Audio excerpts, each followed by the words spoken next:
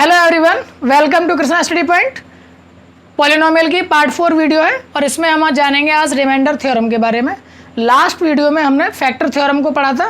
Factor theorem का statement कुछ इस प्रकार से था, कोई पॉलिनोमियल है px, ठीक है, और x माइनस ए उसका कोई फैक्टर है, तो pa यानी किसी रियल नंबर a के लिए उस पॉलिनोमियल की वैल्यू कितनी हो जाएगी, 0 हो जाएगी। या यूँ कह सकते हैं कि px कोई पॉलिनोमियल है, किसी रियल नंबर a के लिए उस पॉलिनोमियल की वैल्यू अगर 0 आ रही है तो x माइनस ए उस पॉलिनोमियल का एक फैक्टर होगा।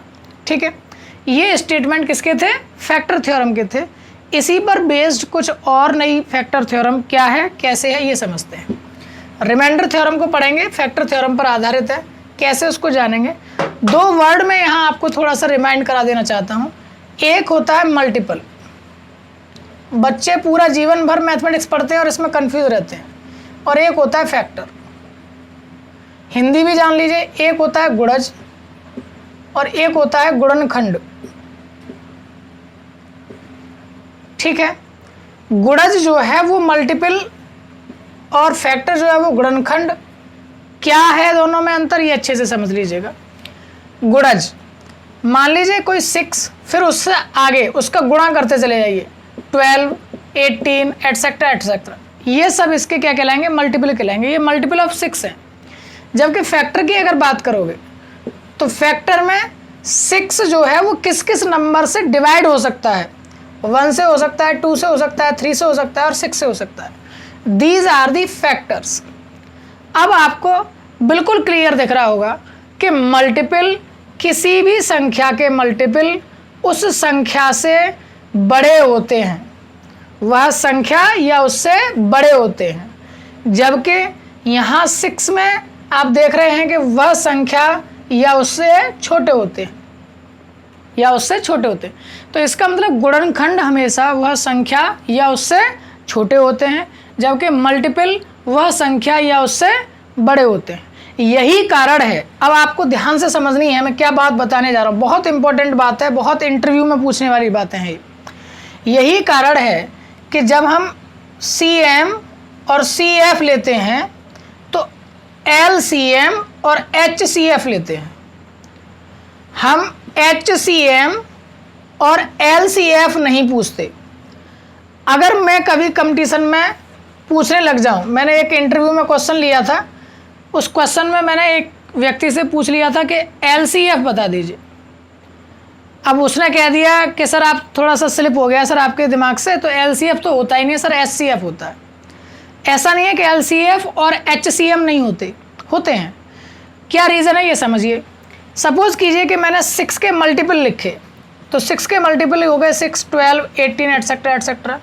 फिर मैंने 8 के मल्टीपल लिखे, तो 8 हो गया, 16 हो गया, 24 हो गया, etcetera etcetera, right.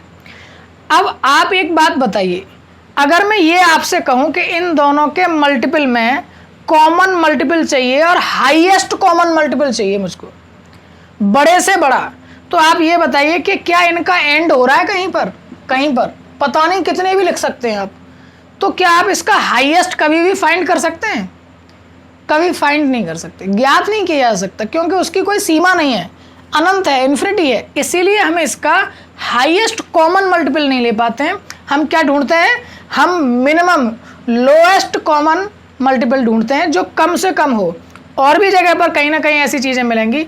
For example 6, 12, 18, 24 इसमें भी आएगा, 24 यहाँ भी है, 24 यहाँ भी है। फिर आगे आप जा करके देखेंगे तो 48 यहाँ भी होगा, 48 यहाँ भी होगा।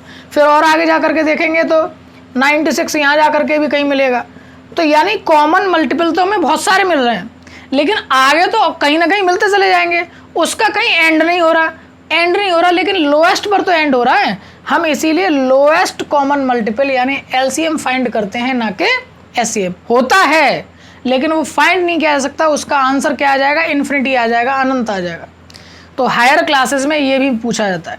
सेम फॉर HCF और LCF की बात कर रहा हूँ। क्या बात कर रहा हूँ, चलिए मैं यहीं से समझाता हूँ, इसी एग्जाम्पल को लेकर समझाता हूँ। मान लीजिए मैंने 6 के फैक्टर लिखे, फैक्टर क्या आएंगे, 1, 2, 3, 6। 8 के फैक्टर लिखे, क्या आएंगे, 1, 2, 4, 8। अब इसमें कॉमन फैक्टर बताइए, 1 भी है, 2 भी है, ठीक है, ये दो में हमको कॉमन फैक्टर मिल गए।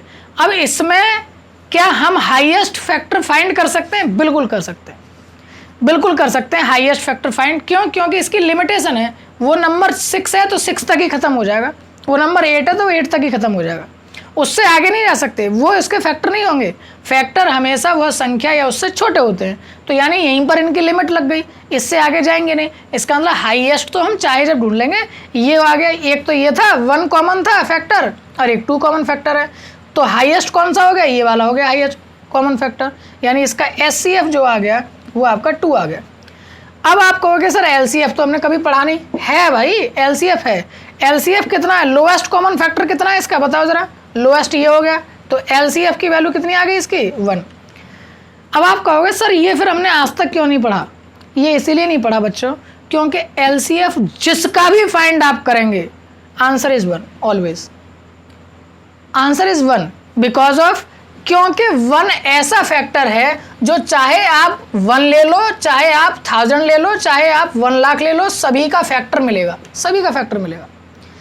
और किसी से भी आप तुलना करने लग जाओ और उसमें से कॉमन ढूंढने लग जाओ तो 1 तो हमेशा कॉमन मिलेगा।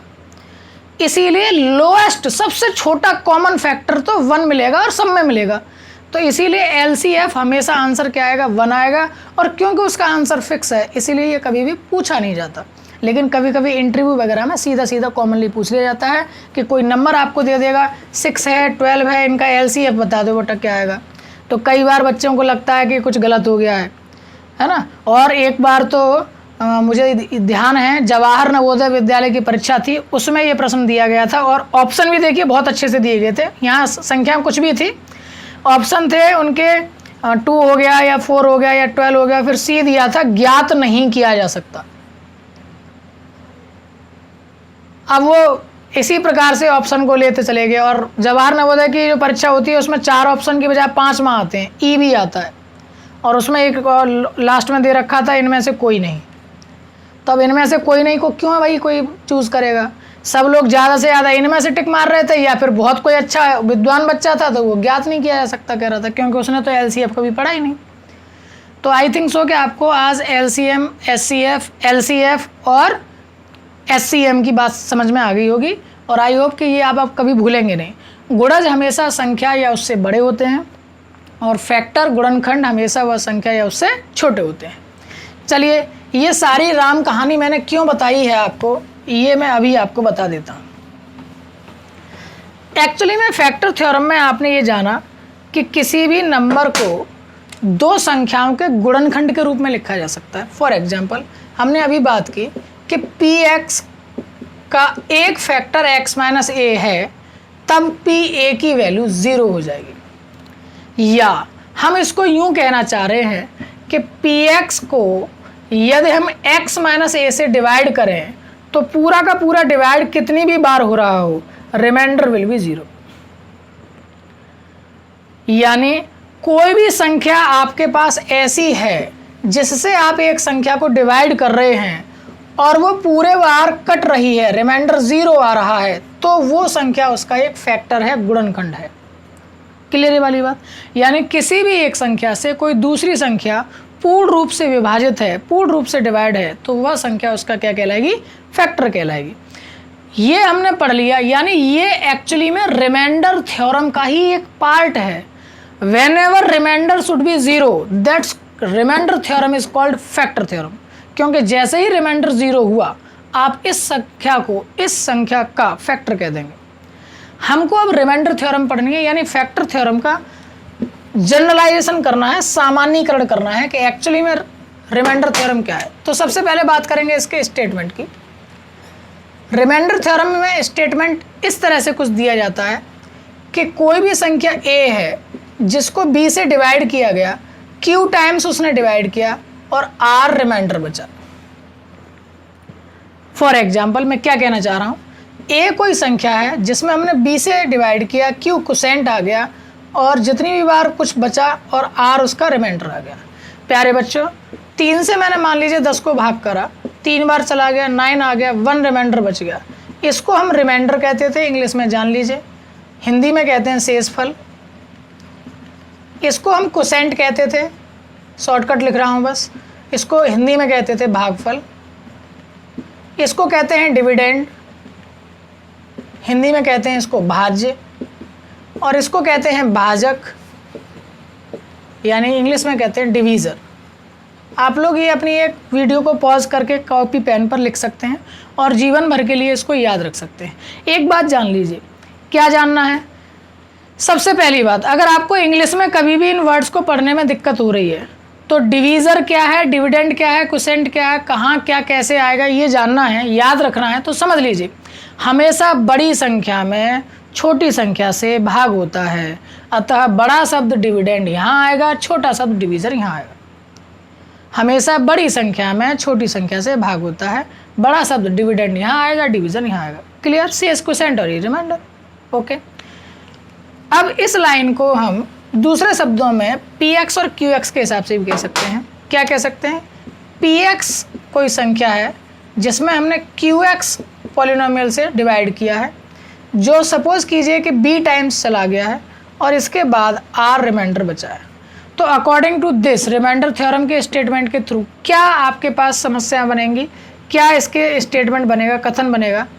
px जो संख्या है उसको qx से डिवाइड किया है तो b टाइम्स गया है और r रिमाइंडर है।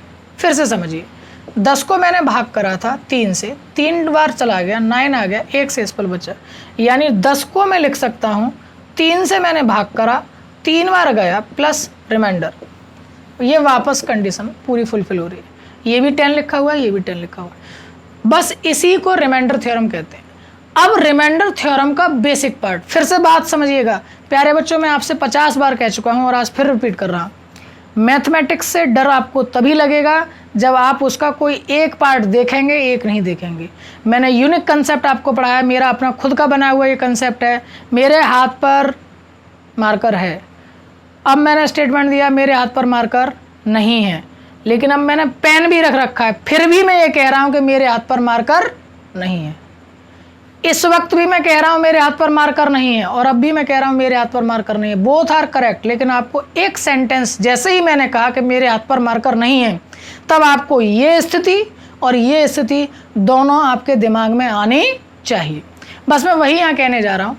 एक्चुअली मैं क्या कह रहा हूँ, ध्यान से समझिएगा। ये स्टेटमेंट है, लेकिन इसका एक पार्ट है केवल, इसका दूसरा पार्ट भी आपके दिमाग में आना चाहिए। क्या? कि ये जो आर है ये डिपेंड करता है किस बात पर? आप मुझे बताइए, आप कभी भी भाग करते होंगे इस तरह से, क्या ये शेषफल कभी भी इस संख्या के बराबर आ सकता है? क्योंकि अगर ये बराबर आ गया तो इसका मतलब ये हो गया कि ये तो फिर एक और बार चला जाएगा, एक और बार चला। इसका मतलब जो आर की वैल्यू है वो हमेशा इस संख्या से छोटी होती है। तो ये स्टेटमेंट देने के साथ साथ तुरंत लिखा जाता है, जहां इन लाइनों को आप भूल जाते हैं, बस इन्हीं को याद रखना है। जहां आर की जो वैल्यू है वो 0 या उससे बड़ी होगी, या तो 0 हो जाएगी, रिमाइंडर शुड बी 0, या उससे बड़ी होगी। और कहां तक जाएगी? किससे डिवाइड कर रहे थे? b से डिवाइड कर रहे थे, और कितनी बार जा रहा था? q बार जा रहा था। तो किससे डिवाइड कर रहे थे? b से। किससे डिवाइड कर रहे थे? 3 से। तो जिससे डिवाइड कर रहे थे, b से डिवाइड कर रहे थे, तो b से छोटी होगी। इस निशानों को दोबारा समझ लीजिएगा, मैंने यहाँ इक्वल का चिन्ह नहीं लगाया है, यहाँ इक्वल का चिन्ह है। इसका मतलब r की वैल्यू 0 हो सकती है, लेकिन r की वैल्यू b कभी नहीं होगी। रिमाइंडर की वैल्यू यहाँ 0 भी हो सकता था, 1 भी हो सकता था, 2 भी हो सकता था, लेकिन 3 कभी नहीं होगा। इसके बराबर कभी नहीं होगा, उससे कम ही रहेगा। बात समझ में आ गई? रिमाइंडर थ्योरम आपके समझ में आ गई होगी। एक बार फिर से एक एग्जाम्पल से इस बात को समझते हैं।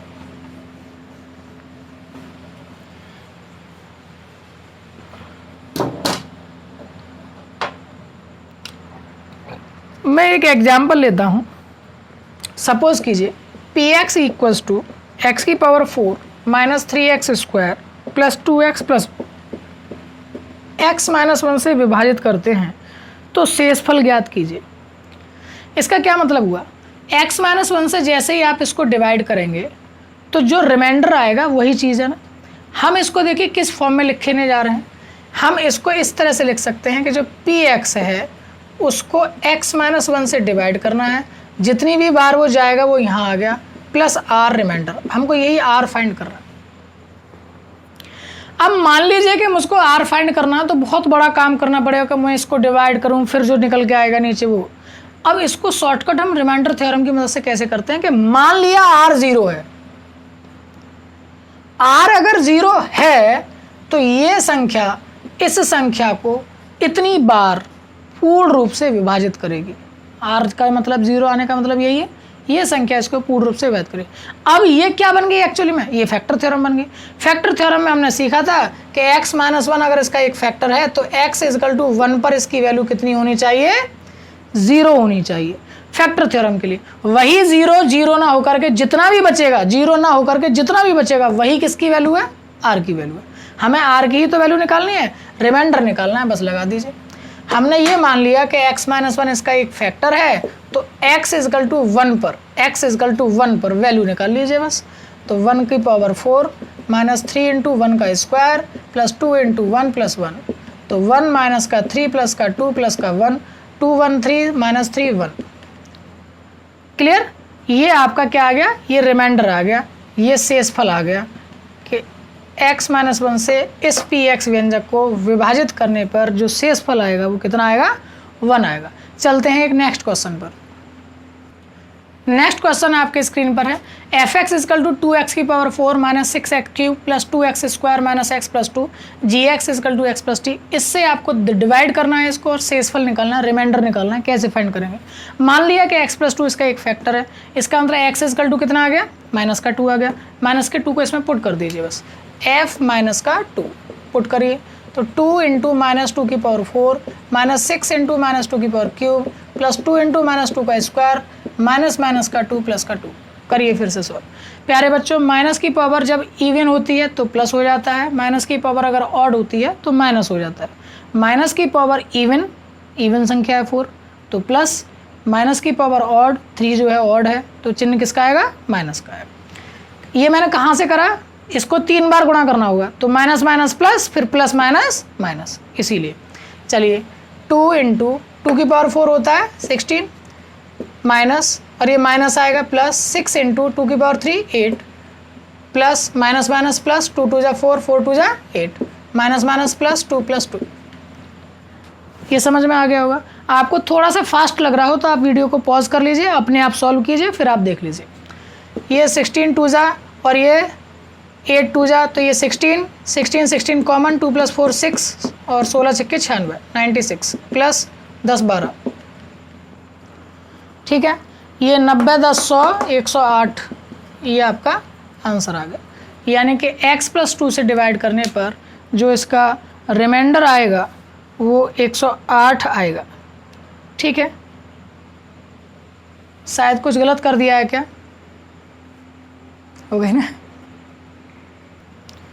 ये हमसे यहाँ मिस्टेक हो गई इसको कैलकुलेट करने में। 16 5 जा 80 आएगा, 80 + 12 92 is the right answer. Okay, चलते हैं नेक्स्ट क्वेश्चन पर। नेक्स्ट और बहुत ही इंपॉर्टेंट क्वेश्चन आपकी स्क्रीन पर है, क्वेश्चन नंबर 9 है एक्सरसाइज का, RD शर्मा से भी और आपकी NCERT से भी। किसी के साथ आपकी ये वाली एक्सरसाइज भी फिनिश हो जाएगी। 2 पॉलिनोमियल आपको दे रखे हैं, व्यंजक आपको दे रखे हैं, और दोनों के लिए क्या कहा गया कि x - 2 से विभाजित करने पर जो रिमाइंडर है वो सेम बचता है, समान शेषफल बचता है। क्या करना रहेगा, सेम प्रोसेस है। अगर मैं इसको px कह दूं और इसको qx कह दूं तो x = 2 पर, यानी कि p2 की वैल्यू q2 की वैल्यू के बराबर है। p2 का मतलब x = 2 पर इसका रिमाइंडर बराबर है x = 2 पर इसका रिमाइंडर। तो दोनों के रिमाइंडर को मैंने क्या कर लिया, बराबर कर लिया। थोड़ा ऊपर लिख लेता हूँ, p2 = q2, ठीक है। दोनों में x की वैल्यू क्या लगानी है, 2 लगानी है, और दोनों को बराबर रख देना। लगा दीजिए, 2 × 2 का क्यूब प्लस a × 2 का स्क्वायर बराबर हैं, तब आपको a की वैल्यू भी फाइंड करनी है। दोनों चीज़ बराबर हैं, शेषफल समान है, तब a की वैल्यू फाइंड कीजिए। प्लस 3 × 2 - 5 = q2, इसमें लगाइए 2 का क्यूब प्लस 2 का स्क्वायर माइनस के 4 × 2 प्लस के a। सॉल्व आउट करना है, 2 की पावर 3 8 8 2 16 प्लस का 4a प्लस का 10 से 1 = 8 प्लस का 4 4 4 - 4 8 प्लस का a। ये 4a है, ये a है, ये माइनस हो जाएगा, इधर 3a बचेगा। 8 और 4 12 - 8 4 बचा, 16 इधर आ जाएगा, 1 1 17 माइनस का 17 हो जाएगा। 8 से 8 मैंने काट दिया था, 4 बचा था। तो 3a की वैल्यू जो आ गई वो 4 माइनस के 17 यानी माइनस के 13 आ गई, और a की वैल्यू जो आ गई वो आ गई माइनस के 13/3। That is the right answer of this question. I hope आपको आज रिमाइंडर थ्योरम समझ में आ गई होगी, और जो क्वेश्चंस हमने किए हैं ये समझ में आ गए होंगे। ए की वैल्यू कैसे फाइंड करनी है ये समझ में आ गए। काफ़ी टाइप के हमने रिमाइंडर थ्योरम पर बेस्ड क्वेश्चन करा दिए। अब हम इनके रिमाइंडर थ्योरम और फैक्टर थ्योरम की सहायता से फैक्टराइजेशन कैसे करेंगे नेक्स्ट वीडियो में ये सीखेंगे, और फिर इसके बाद में इसको कंप्रोमाइज़ करेंगे, सारी चीज़ों को कंपाइल करेंगे, और फिर इस चैप्टर के लास्ट की ओर, एंड की ओर बढ़ेंगे। फिर उसका 10th का भी चीज़ों को लेंगे, और साथ ही साथ 10th की जो एक्सरसाइज आएंगी, क्वाड्रेटिक इक्वेशन, अल्फा बीटा और उसके जो रूट्स हैं उनके लिए क्या प्रॉपर्टीज़ हैं, उन सबको भी सीखेंगे। इसी प्रकार से बने रहिए Krishna study point sir. Thank you so much, bye bye.